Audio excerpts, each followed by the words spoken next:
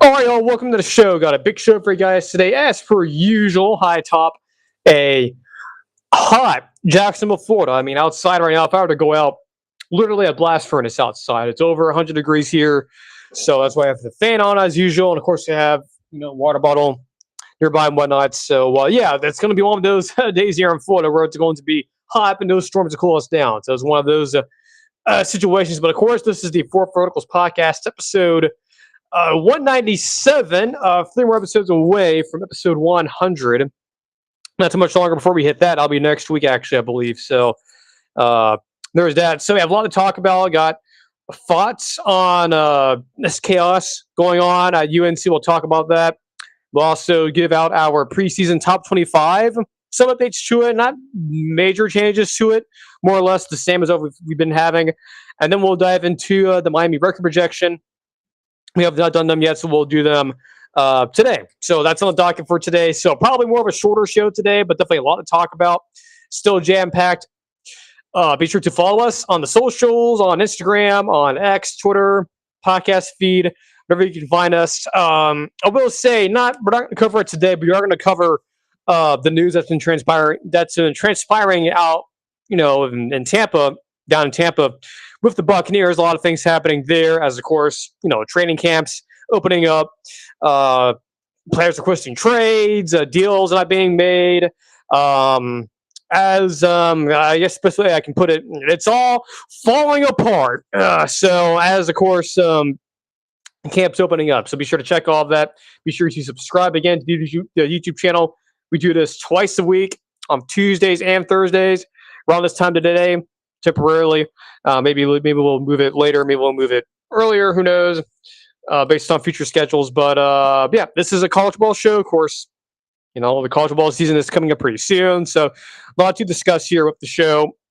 And again, just be sure to follow us on the social platforms, follow us over there. That will help us out big time. So be sure to do all of that. And then look, I understand a lot of folks don't watch this show anyway. I mean, we only have 17 subscribers. It's not like we're, a big show, but I will say, even though we're not a huge show, even though we don't have a major audience, this is still independent media. Never talked to an advertiser before, unless it's one that I actually trust and it's a legit advertiser. Don't have any interest doing that. So you can be rest assured we are not going that direction at all. And apologies too for having the stream labeled saying it will start at 11 a.m., at least Eastern time. That was a mistake. I was supposed to have it start around 2, but kind of is what it is. But I have a feeling Thursday we're not going to have the show start earlier, because around this time on Thursday we should be getting the afternoon storms, and I don't want you guys having to deal with the thunder in the background and stuff like that. Just weird things like that. So just be advised that the show on Thursday might be a little bit more earlier than usual. Okay. So as further ado, let's go ahead and jump right in skis into our first topic, which is our preseason poll. Of course, we did our post-spring poll, and we did our pre-spring poll. And of course, weekly we'll do a rankings for all the teams and whatnot. So there is that. But this is our first real preseason poll. So let's go ahead and get that pulled up. And hopefully I can get the right one up. I think I know which one it is. At least which one I'm supposed to pull up. Oh, that's the thumbnail for the video, so we're close, I guess. Okay.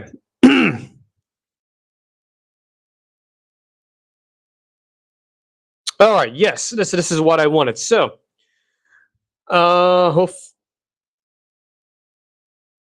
okay, yeah. So here we go. Preseason top 25.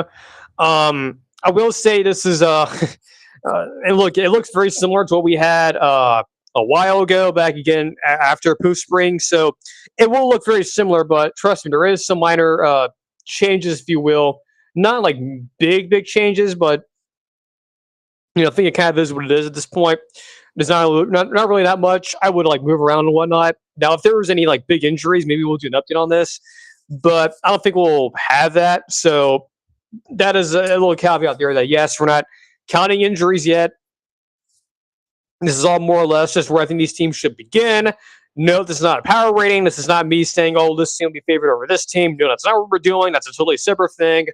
I'm not trying to sound like Josh Pate here, but no, that's not, both of those things are not the same, okay?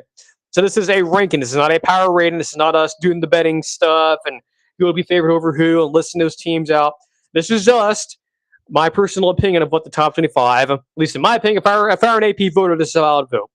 So what we're going to do here is that the list is on YouTube, or it's being shown on YouTube, and of course we'll for the Spotify listeners, you can't see it, so we'll just go ahead and count down all the way from, I guess we'll start from 25 to 20.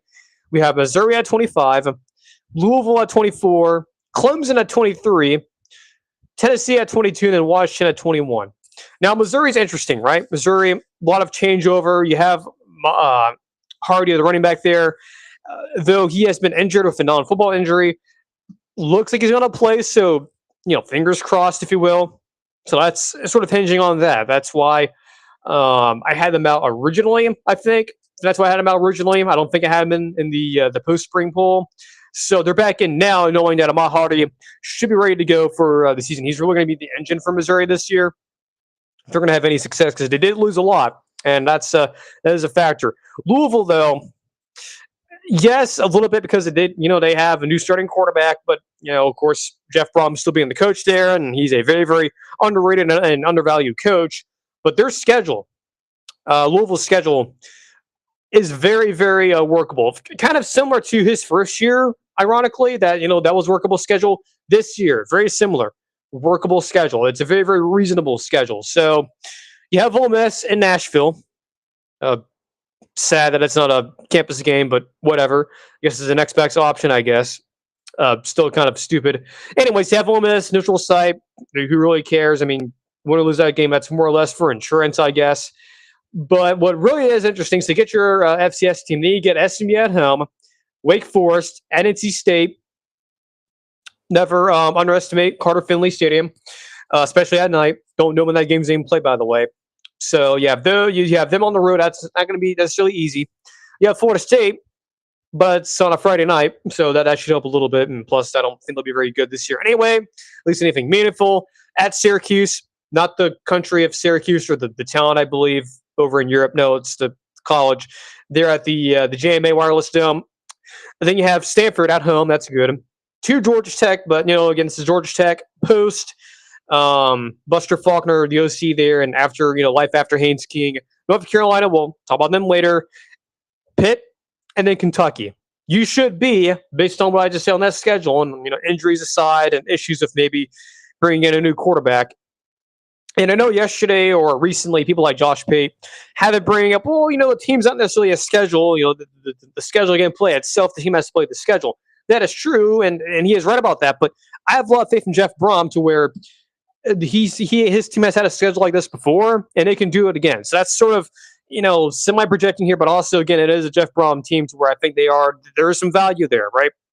And not to mention, if quarterback is right, and they did hit on that, which I think they may have, then there is a real potential here that they could be a pretty good. I mean, look, I understand, yes, Lincoln Kleinholtz, there were rumors about, well, he got pretty close to, beating out Julian Sain, which, I do believe those, and that's why I have a lot of faith that this can work, but there's also potential that it may not work, right? So that is something to consider, but again, it is Jeff Brom, Jeff Brom we trust, and again, their schedule is very, very reasonable. Again, a lot of folks are, as of recently, for some reason, cringing at that. But let's not be around the bush. That is a very, very, very reasonable schedule. Clemson, it's all about potential, right? I think there's some things about this team that I do like. I think the fact that they may have found a good to decent to okay good running back based on what we saw from the spring. This one, again, it's sort of, I get it. Yes, they did lose a lot of talent, but again, sort of like Louisville a little bit, the schedule does set up to where certain things pull in place a little bit. And, Vizina, he is actually a decently good quarterback for them. He's serviceable enough. He's not necessarily, as bad as some of these recruiting experts are saying he could be. Who knows? That one is one that I could easily make an argument for to not having on here. But, I think Clemson, to a certain extent, with Dabo Swinney there, and the culture he's built there, that they haven't really seen things truly fall off the cliff yet. There were moments last year where it did. The Syracuse game last year, obviously, definitely, example of that, if where things almost were teetering off the side of the cliff. But for the most part, he's really kept things steady, if you will, to a certain extent. I know, again, the last few years not been great. And then, yes, Clemson, to a certain extent, is an empire in decline. But you still have to respect Clemson, though. So there's sort of a, credit being built over the last few years. And that's why I think Clemson, should start here. They definitely have some high ceiling potential, but the floor for them is definitely very low. Same thing here of Tennessee. Again, a lot of trust factor here of Josh Heupel. We'll see who the quarterback is. To me, it really doesn't matter. I mean, whomever is going to be. I think the issue with me of Tennessee is the defense, to me, is going to be the problem. I mean, you have injuries to consider that happened during the spring. The fact that they weren't very good last year, and they're bringing in someone like Jim Knowles, who, I'm not saying he's stupid, but to say that he's really a hot name in the coaching industry right now is, I think you'll be lying about that. I mean, he's not necessarily what I would qualify to be like a Will Muschamp type hire. Okay, like he's not really someone that would all of a sudden, no, the team should be a little bit better now than it was before. Well, I don't think that's necessarily the case with Tennessee, at least defensively. I mean, on the offensive side of the football, I have no concerns. Again, it doesn't matter who the starter is going to be. I think they should be fine, given, again, what I've observed at the offense, what they run, and like what Auburn runs, the veer and shoot stuff. It's not that hard to learn. It's very, very, it's hard to learn in terms of getting knowledge of it. There's a lot of coaches, there's not a whole bunch of coaches who know how to run it. But if you learn it, it's not that hard to install. So, again, Tennessee, a little bit blind trust here. Washington, it's all about Damon Williams. It's all about Damon Williams. Is he invested? Is he fully, bought in? Is he, down with the cause, if you will? Because, again, there's all that stuff back in, January with, him missing out on the volleyball player's funeral. And that's when the transfer stuff was, the rumors of him transferring were coming up. And it's just a very, very, childish situation there. So, yeah, Washington, it's all about Damon Williams. Is that team invested enough? And did that experience either derail them? Because that's a possibility, right? Or this could strengthen them, and this can make them a little bit more stronger, right? And sort of build some characters. So Washington at 21 is all about Damon Williams being in the right headspace, that team being in the right headspace. Because if they are, this team could be kind of like what I thought they were going to be last year, a team that you should be worried about, a team that you should fear a little bit. So, all right, 20, let's do 20 through, I guess we can do 20 through 16 here. 20, Texas Tech. 19, Michigan. 18, Houston. 17, Kansas State. 16, Penn State. I know a lot of folks are surprised to see Texas Tech actually move up, I think. I think back in the post-spring, actually, I can probably pull it up here. I can just go over to here on my on the show's Instagram account, if I can get to it. So our post-spring top 25, we did have, again, there's a lot of changes here and whatnot, but we did have Texas Tech all the way down at 25. They moved up a few spots all the way up to number 20. So that may surprise you a little bit. And the reason why it's surprising a little bit is just, yes, they had the Brendan Sorsby thing fall apart. That did happen. Obviously, that's a hit, right? I mean, it doesn't matter what you think of him. That was supposed to be the whole enchilada with him being starting quarterback and whatnot, and that's who you're hitching. That's who Joe McGuire and the staff over there in Lubbock were hitching their wagon to. Obviously, he's not there anymore. He's no longer playing football. So, what are you going to do? You're going to sit around and cry? You're going to get mad and, create chaos and whatnot? No, you're not going to do that. They're adults over there. Yes, from a public relations standpoint, as someone who's majored in that, they really screwed up on that. They should have not done a lot of things they did end up doing, but, it happened now. You can't go, there's no, you can't use the time stone from Doctor Strange to reverse time and change anything. Okay, so that all happened. Everyone's aware of that. But after listening to guys like Josh Pate and some of the guys on Cover 3 a little bit, I feel a bit better about Texas Tech in terms of the talent there. It's still there. Yes, you're gonna have a different quarterback, but that happened last year at times, right? Brandon Morton, the quarterback there for Texas Tech last year, got hurt at times, and they were able to win games despite him being there, right? So that to me gives you a little bit more hope for Texas Tech, but there is still concern there. Again, you put all your eggs into the Brendan Swarzy basket, and there he goes, and he just evaporates from the team. So that's why Texas Tech moved up just a little bit, because I do have a little bit more faith in them, given what I've heard from people like Josh Pate, sort of calming things down a little bit in terms of what to expect from them on the field. 19, Michigan. I believe we had Michigan a lot lower, I think, if I recall correctly. Yeah, so we had Michigan at 22. They moved up a little bit. Bryce Underwood, still a factor here. Like him, still at quarterback. It'll be interesting to see how that dynamic works there with Kyle Whittingham. Obviously, he's more of a defensive coach, but seeing what happened last year with Devon Dampier at Utah, similar idea. I think you could make the argument, the similar type production I think you can expect there from Michigan. And of course, like we've all been talking about, that game against Oklahoma, I think it's either week 2 or week 3, I believe. I think it's week 2. Looking very large on them because the rest of the schedule is, the Big Ten schedule, right? Particularly when they're facing the tougher, the higher tier teams, it's not going to be a, walk in the park. Speaking of walks in the park, Houston at number 18, they moved up just a little bit. I'm still very high on them. Keyshawn Henderson, I believe, should be their starting quarterback. I am expecting that. Nothing against Connor Wegman, but I think there is a high chance that he won't be the starter there. I think with Houston, and look, I trust Willie Fritz. I think he's done a good job there of building this team and sort of building things up a little bit. This, to me, with Henderson, Keyshawn coming in, does, again, sort of remind me, I think I've mentioned this before, kind of like when Auburn had Bo Nix come in his freshman year, and there was a lot of, there was some hype, but there was also a lot of, Malzahn and, in his history with homegrown, his own, recruited quarterbacks. History, very, very messy. But with Houston and Willie Fritz, I don't think that's going to be a problem for them. I feel pretty good that this won't be a Bo Nix, Malzahn situation where things they could have been a lot better, but they ended up not being, being a lot less than they should have been. I'm not too concerned about that. So Houston, number 18, I feel pretty good about. Now, the team ahead of them, which, again, I believe this is the highest ranked team in the Big 12, which is kind of surprising because, again, if this was, Brendan Swarzy being at Texas Tech, obviously Tech would have been a lot higher, but it's not the case. And the highest ranked team in the preseason is Kansas State, number 17.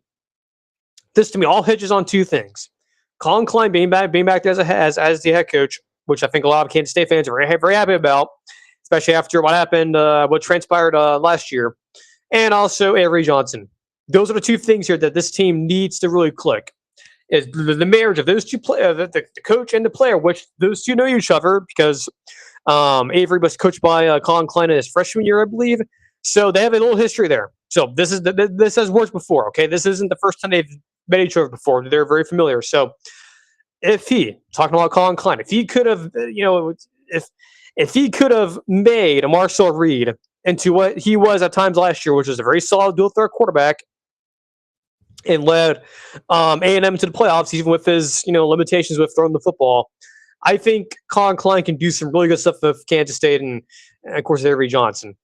And I think the comparison here, I'm not trying to, it's not really like hyperbole here. I'm not like doing that on purpose or whatnot. It's just this is the first comparison that came to mind.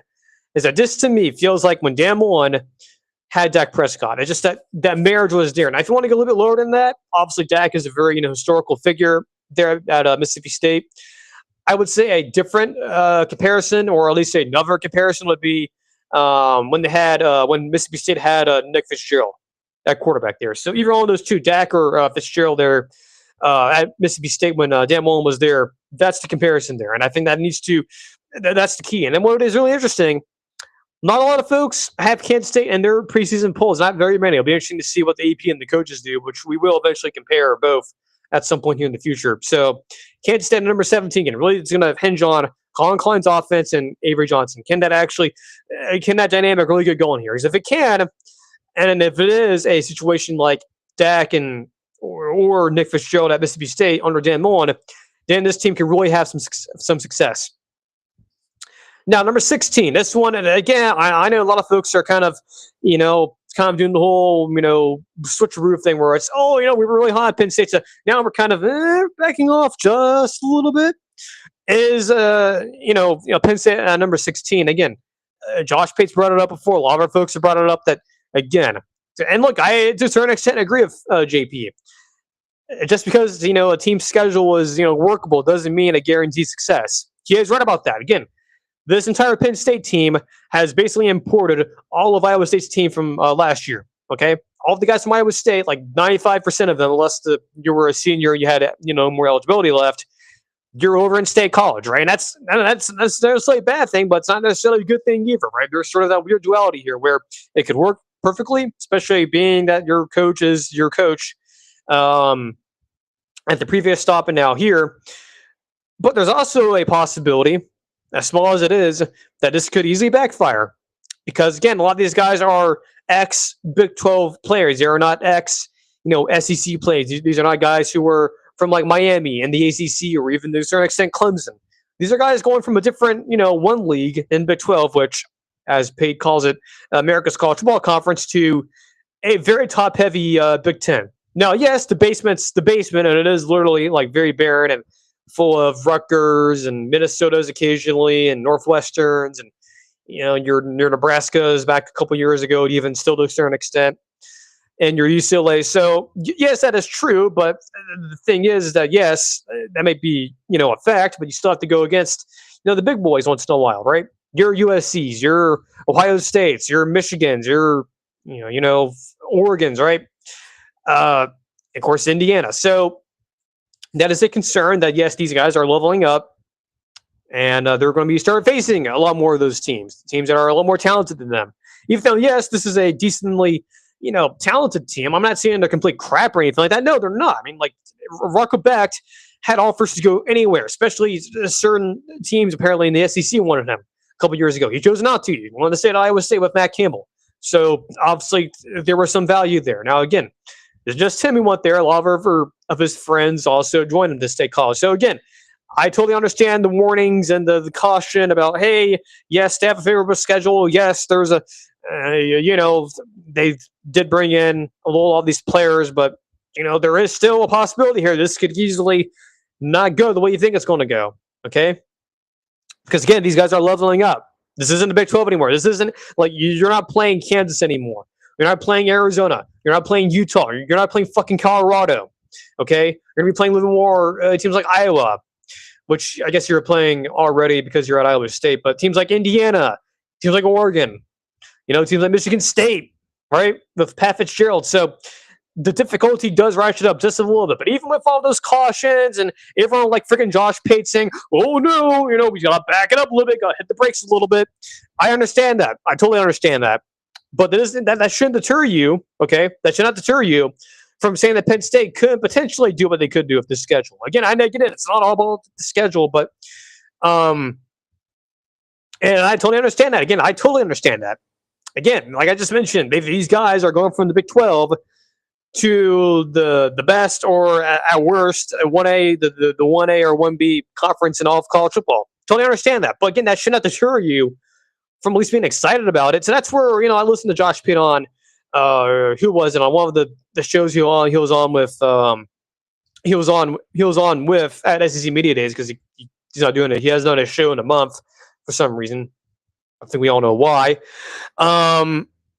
He sort of had to do the whole pump the brakes thing on Penn State for some reason, which is really, really odd because he claims he's a Matt Campbell fan and all that, and he was he was one of the first ones touting the schedule thing. So now all of a sudden you're like conveniently backing out of it now. So did you learn something, or did you use your crystal ball to protect the future? Again, just a weird thing to bring up there. I don't know why. It seems very weird. It's almost like he's like kind of like deterring you from not hyping them up. I don't know. It's just very, very odd. And look, still, a fan of JP. I'll be there on Sunday when his show comes back, but it just sounds like he's like, for some reason, like all of a sudden, like his mood's all changed on him for some reason. I don't know. It seems very, very odd. And even with Florida too, which is very weird.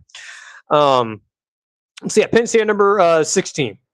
All right, anyway, let's go all the way to now 15 through 11. 15 BYU, 14 Florida, 13 Alabama, 12 Texas A&M, number 11 Oklahoma. We're actually going to go backwards here. We're going to start with number 11 to go all the way back down to BYU. Oklahoma, number 11.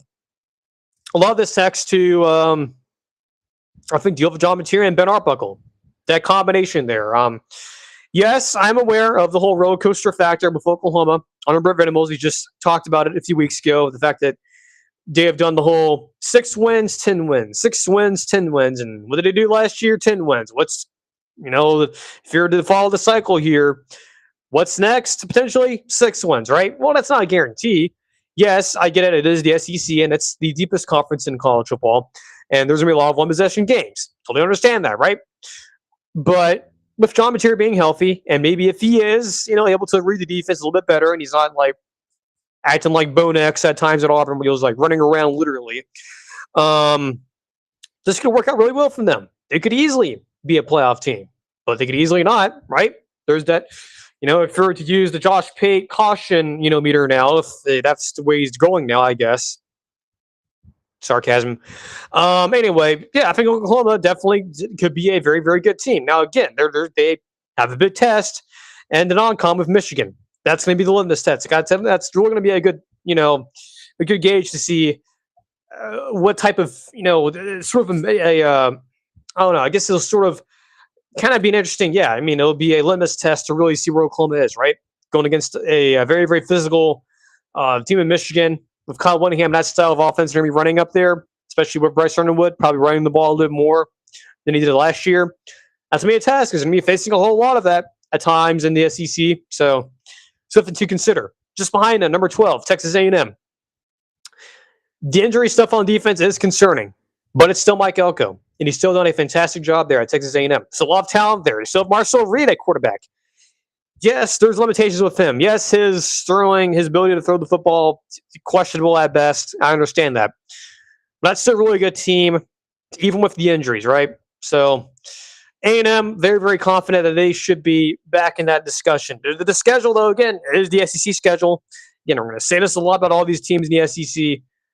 Expect a whole lot of one-score games, more likely. So same thing if you can translate with Bama, right? Keelan Russell, probably going to be your starting quarterback. I think, and, Kellen DeBoer has mentioned this before, they are going to emphasize running the football because, ever since he's been there, even going beyond that towards the latter end of the Nick Saban era, they cannot run the football, which is very, very odd because, Saban's whole brand, and I didn't literally brand him, this, term wasn't actually something they used officially, but, it was coined by, I don't know who was the Louisville sports radio guy that Alabama basically has gone away, or at least has not been able to do the whole joyless murder ball thing, where they used to back in the, I guess from 2009 all the way to 2016, 17, 18, to where they had the ability, or at least they typically did, the whole tactic of joyless murder ball, where it was, run the football, play good defense, smash your opponent, win games 31-0. 45-0, right? And it seems like in recent years, Bama has gone away from that a little bit. Some of that is because of the portal. A lot of it is because of NIL. Both of those are sort of interchangeable. And, just the larger changes in the sport. So I understand that you can't really do that style of ball anymore, or at least that style of offense and defense and whatnot. But if they can be able to run the football, and again, like I said about Texas A&M, like I said about Oklahoma, like I will say about more teams in the SEC here in a minute, a lot of one-score games. So it really is going to be this sort of, I mentioned this last year, where the SEC in general really is going to be kind of like a college football version of a world war, right? Fighting for, supremacy, a lot of close battles, a lot of, fighting in the trenches and whatnot. And whoever's on top is going to be, they're going to win the conference, but they're going to be very beat up while doing it. So could it be Bama? Could it be with Keyshawn or Keelan Russell? Who knows? 14 again. I know. Again, this is going to sound like I'm, falling for it again. Is Florida. Again, like I just mentioned a few minutes ago, Penn State. Same thing with Florida. It seems like a lot of folks off the summer are now hitting the brakes. All of a sudden now there's caution warning saying, hey, let's not hype up Florida here. Let's not do this. Let's not do that. I think Florida is going to be a very, very good team. Like I mentioned before, we touched on this with the Florida team record projection. We broke down the teams and whatnot. They being Florida, under Billy Napier, talent was not the issue.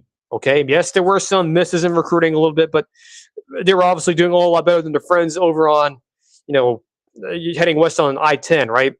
Okay, so they're doing a lot better than them. Now, I think they were a little bit behind Mario in Miami, so that is a fair thing to say. But comparing them to their quote unquote friends in Tallahassee, fared a lot better in the talent acquisition department. So I will give Billy Napier credit there. I will also give him credit with a lot of things that people have said too, that they staffed really well, that there was a lot of good organization right behind the scenes. It's just on the field procedurally and also with the offense, that was the frailty, okay? I'm not expecting that with John Summerall. John Summerall, like I mentioned before, is not a Will Muschamp clone. He is someone that cares about the offense. That's why he brought in Buster Faulkner. Like I mentioned it before, and I'll say it again. We're going to really figure it out. Who was running the show up in Atlanta? Was it Brent Key or was it Buster Faulkner? My guess, probably Buster Faulkner. Okay? Nothing against Brent Key. I never met him before. But I do agree with Bud Elliott that if I had to guess who was really running the show up there, probably Buster Faulkner, okay? If we're just being real. I could be wrong on that. And look, maybe I am wrong on that, but I don't think I am. So I think that's a huge thing to consider here with Florida, that bringing Buster Faulkner, yes, Aaron Philo is not a traditional running quarterback, but again, there's a lot of the talent there that's still there, like Jaden Ball and some other key pieces there on offense and defense. You could have very easily left and gone to the portal and gone to other places and joined, DJ Lagway in his endeavor to Waco, Texas, but they decided not to, which is very, very strange, and a lot of folks would have thought that would have been the case, but it's not. So that's me, if you're at least a Florida fan, very good sign. So Florida number 14, I am extremely high on them. Then at number 15 is BYU. So I actually lied. Kansas City is not the highest ranked Big 12 team. It's actually BYU. In my poll, I got confused for a second there. I still thought BYU still independent, but they've obviously not been an independent for a couple of years now. So correction there. But BYU, not much really say there. They kept Kalani Sitake around. This is still a very good team. Is it like the most talented team in the country? No. And, if they were to go against the majority of these Big Ten and SEC teams, yes, they would probably lose most of those games more often than not. That is true. But doesn't mean they're still if you're comparing them with the neighborhood that they live in, which is the Big 12, yeah, they fare better than most, right? They're maybe not as talented as Texas Tech, maybe not as talented as Houston, but they do have an established quarterback, Bear Bachmeier, and they have the most established coach currently, and Kalani Sitake in terms of being at the current school. Okay. All right. Top 5. Let's go 10 to. Actually, let's do the whole top 10. Why not? Let's start from number 10 here. Indiana, 9 LSU, number 8 Ole Miss, 7 Oregon, number 6 USC, 5 Miami, Georgia number 4, Notre Dame number 3, Texas number 2, and then Ohio State number 1. Now let's start off. Actually, we'll do kind of did what we just did. We'll just count down. So we'll go from 1 to 10, and I'll mention Indiana last year because I think a lot of folks are going to be like, Indiana number 10. Are you crazy? Just hear me out. Ohio State. So then be number 1. No surprise here. I think they are the most talented team in the country, or at least one of them. I have no real concerns with them at all for the most part. Besides maybe the defensive line. That's the only area where I question a little bit. Okay, that's the one area where I question. Maybe also the offensive line, but wide receiver, check. Defense, for the most part, check. You still keep Matt Patricia around, who was a big surprise last year. I did not expect them to be as good as they were last year on defense.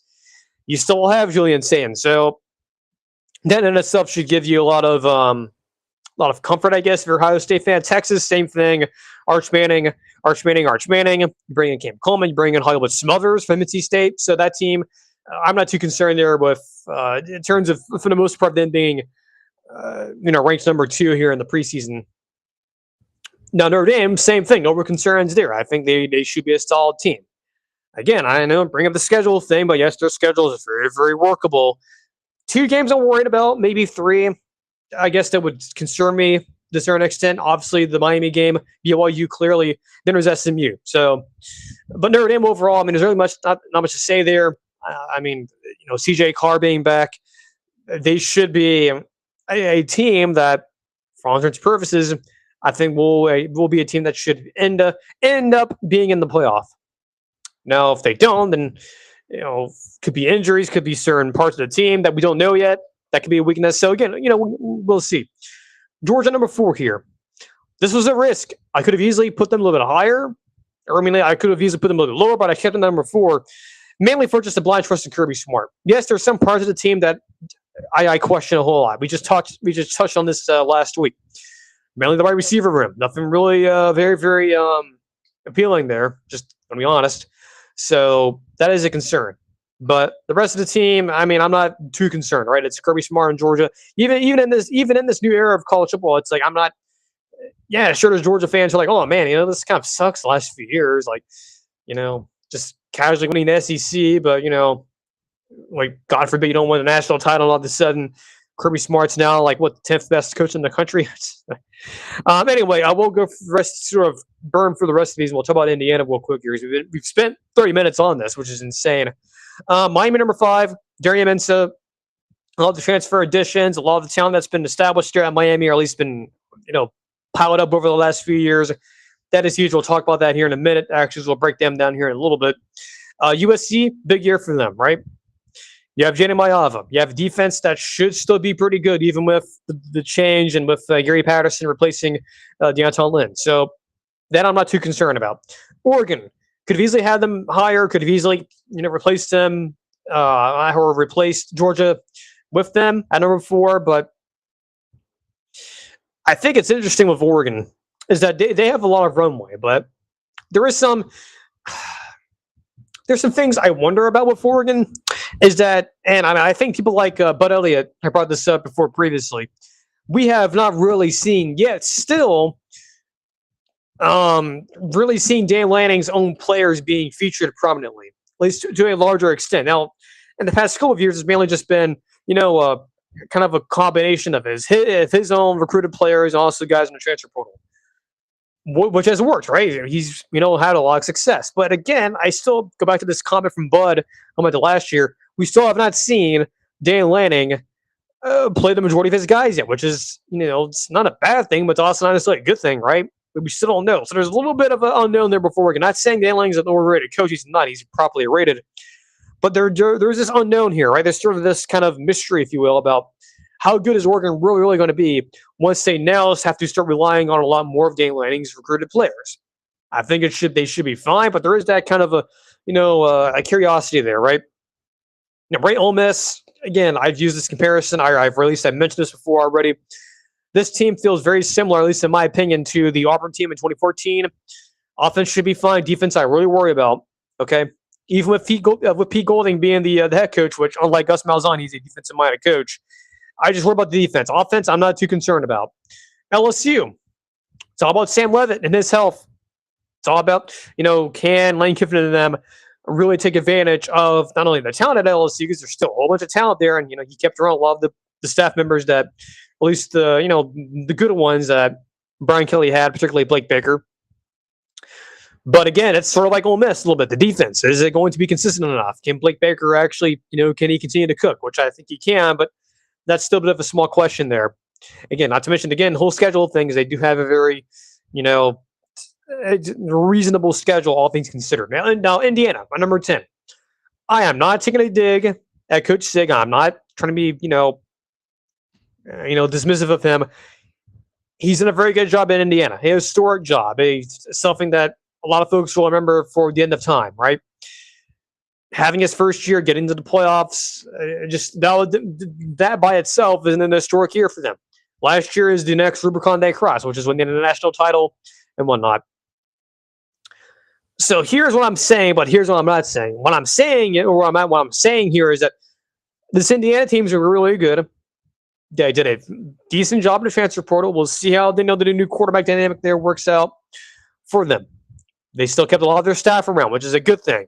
That is, unlike a lot of these past national title teams, you don't really see that happen that often, right? Go look at LSU, and after that year in 2019, they lose Joe Brady to the NFL. So very rarely do you see a lot of these, teams that are pop teams, right? Like Indiana last year, LSU, back in 2019, that they don't typically keep a lot of their their assistant coaches that often, right? They usually end up, going elsewhere. So that is a good thing. What I'm not saying is Indiana is going to be like Auburn in 2011, which was the first team ever, I believe, in the poll era that won a national title and was barely ranked in the top 25. First time ever, okay? I mean, which is crazy to think.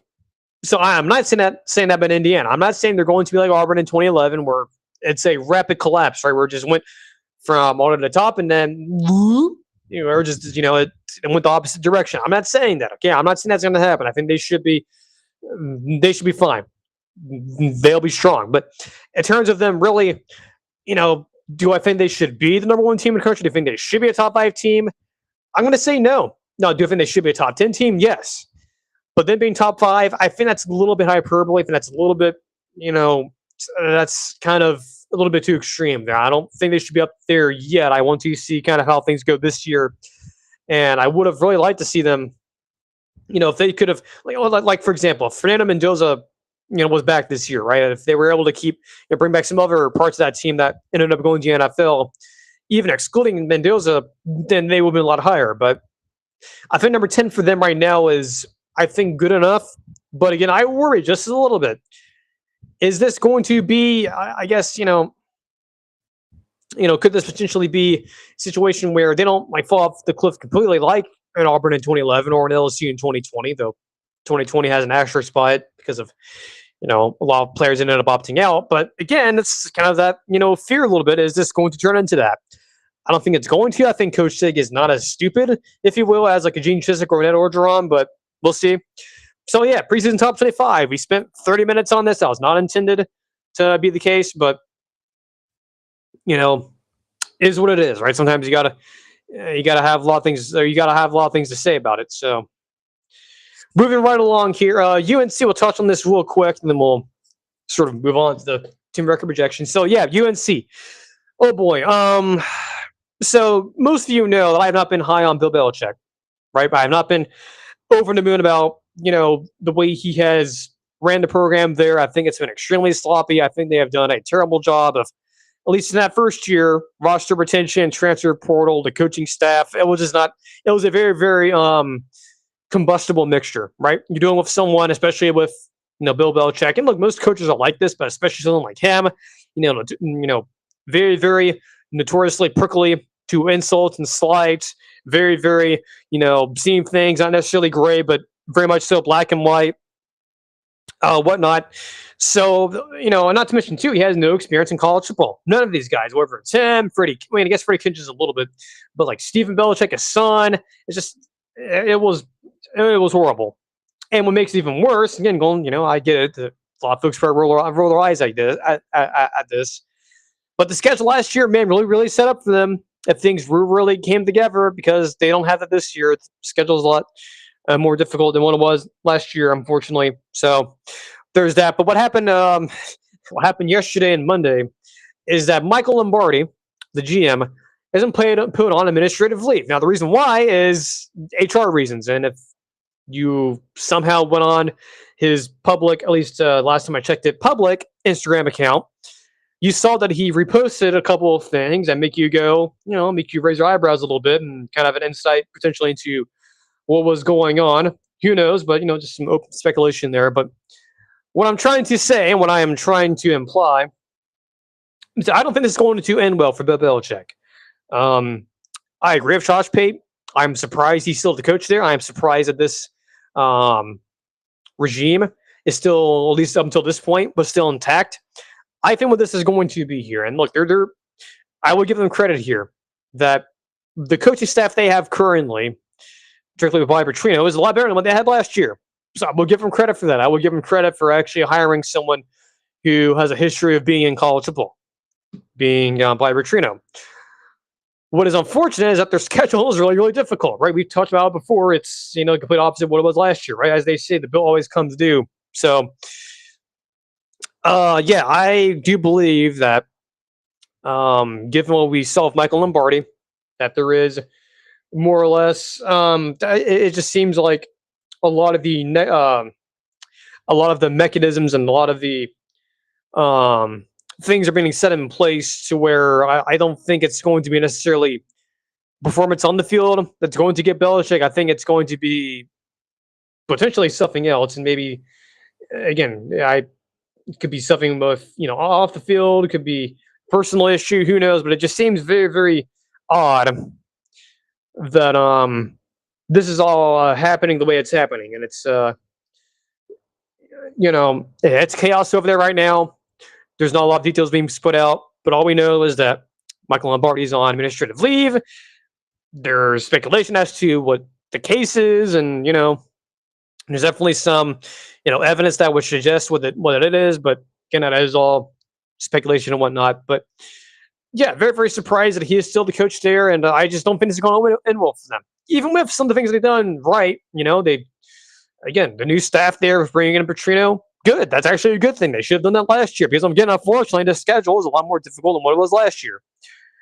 So there's only two ways this can really go here outside of the potential of, things going off the rails. At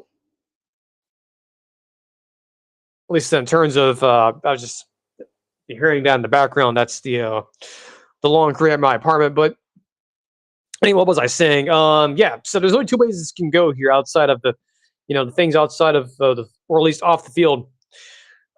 This can galvanize a team. This can really get the team together, right?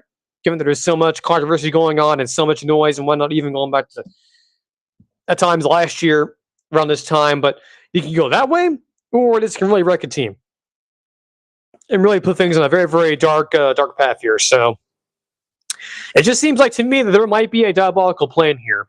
I'll just say that in terms of ways for certain individuals, maybe at UNC to, overstep. Maybe not the right word, but potentially get ahead, if you will, or some sort of a diabolical plan to get Belichick removed from power, and doing it in a way that won't cost him any money because that's a pretty significant contract, if you will, if I recall, that they ended up giving him. So yeah, chaos there in Chapel Hill. What else is new, right? We saw this last year, so no surprise there. Anyway, speaking of the ACC, a lot of ACC themes today. I'm gonna get some water real quick, and then we'll move on and wrap up with Miami's team record projection. This should be fun. So let me go ahead and get some water real quick, and then we'll be right back.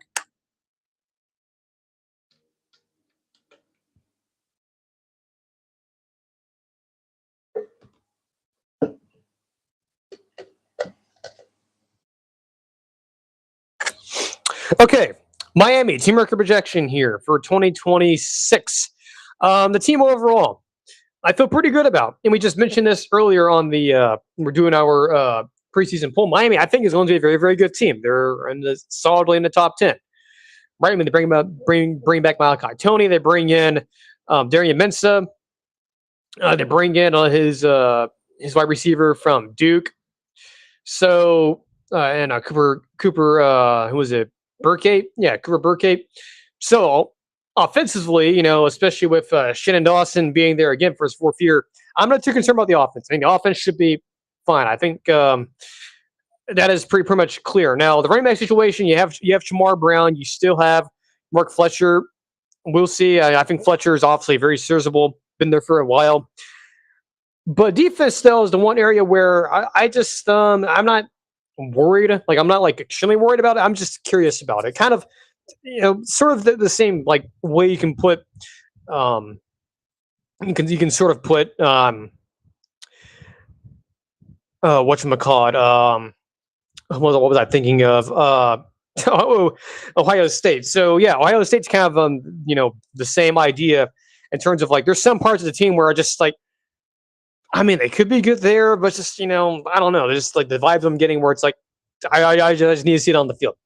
They have some players there. Bryce Fitzgerald at DB could be a good player for them. Justin Scott at D line. You have Damon Wilson who's still there. You have Marquise Lightfoot. So there's still decent players, but again, you're having to replace guys like Ruben Bain and players like him, and it's just that those are names that are going to be tough to replace, and you're going to have a lot of guys step up here. This will be, of course, the second year with Corey Haverman being there as a DC. He did a fantastic job for them last year. I think even with a lot of the the holes they're going to have to fill, I think they should be fine. The schedule, as we look at it, here a lot of Friday games to begin, a lot of weekday games. They'll play their first Saturday game until September 26th. Just real quick here, I'm trying to.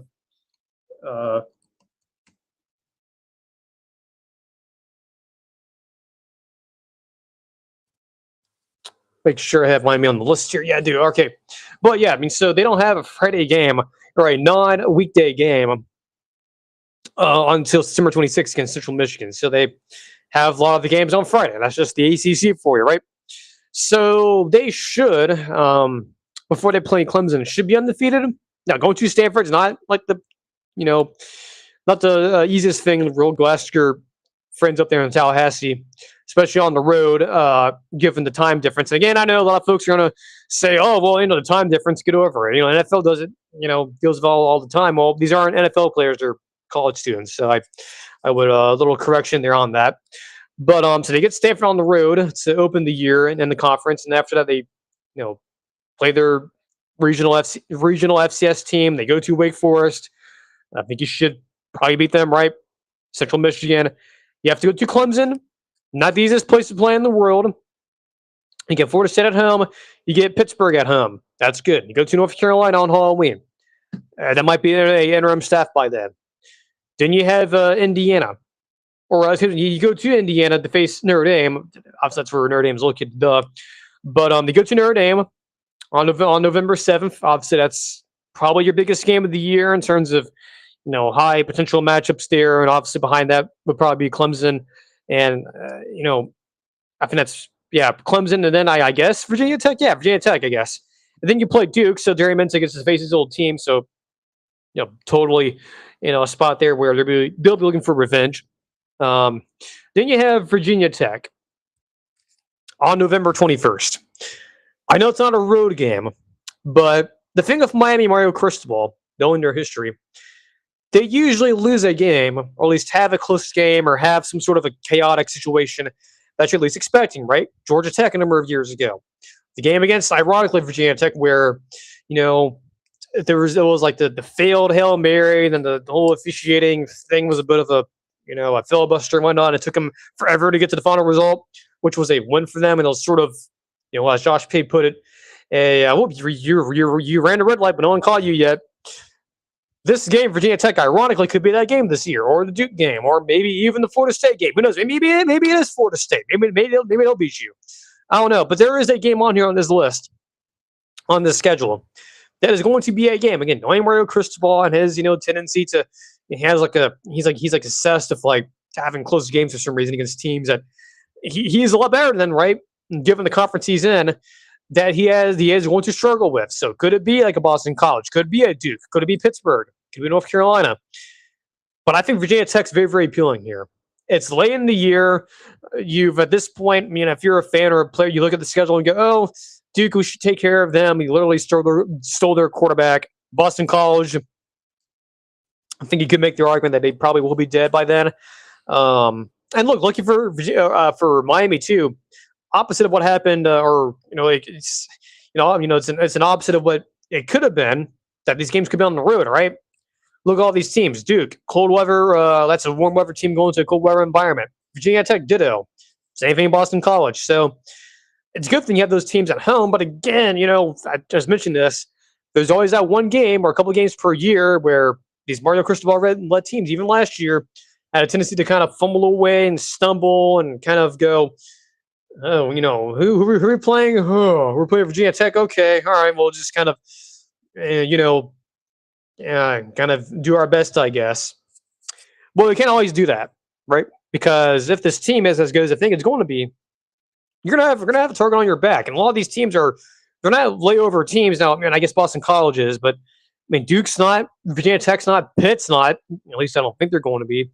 Clemson, even Florida State. That's different story there, unfortunately. But who knows? Maybe it would be kind of funny if they did. Florida State did beat them.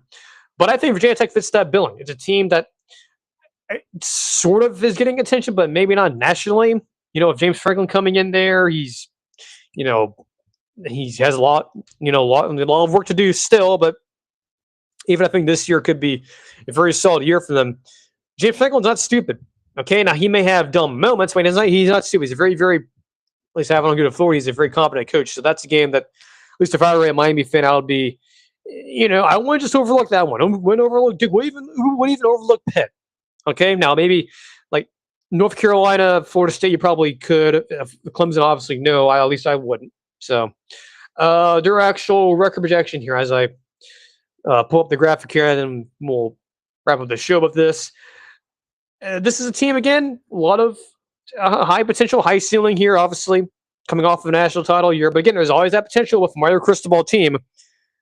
Could this thing kind of, is there a game or two where things sort of go off the rails a little bit, where you're at least expecting it, right? So for Miami, the best case scenario, 11-1.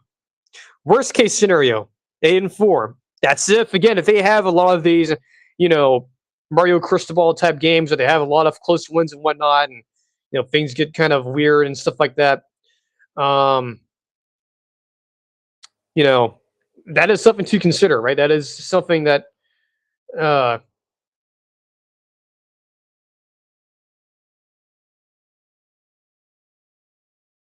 could potentially happen. So, yeah. So the worst case scenario, 8-4, definitely possible, right? Especially if they have a lot of these close type games, and Mario Cristobal tends to have at times, right? But I think what is very reasonable is 10-2. I think there's a potential here that, much like last year, there's going to be a game or two that they're going to lose. Now, the game that obviously they could obviously lose in Notre Dame, right? That's one thing most of us are probably thinking about. There's another one too. Again, could be Clemson, could be Pitt, could be Virginia Tech, could be Duke. I'm not going to say it's going to be Stanford, but that isn't one I am paying attention to. That is one that I am, at least I'll be concerned about. Just a little bit, but anyway, I was taking care of a bot there on the live chat there. That was obviously a bot. I don't know who that was. At least not another real person. But anyway, yeah. Best case scenario, 11-1. Worst case, 8-4. Reasonable 10-2 for Miami and Mario Cristobal. And I think if he was here in front of me and he was, sitting here in front of us talking to each other, I think he would definitely take that after what they did last year. Right. So, yeah, that's it for the show. I'll be back on Thursday, as per usual. Extra pod, maybe tomorrow. We'll see. I think we're going to. There's a lot of things I want to talk about, especially non-football related. So we'll see about that. But until next time you see me, take care. Have a great rest of your Tuesday, and we'll see you guys on the next stream.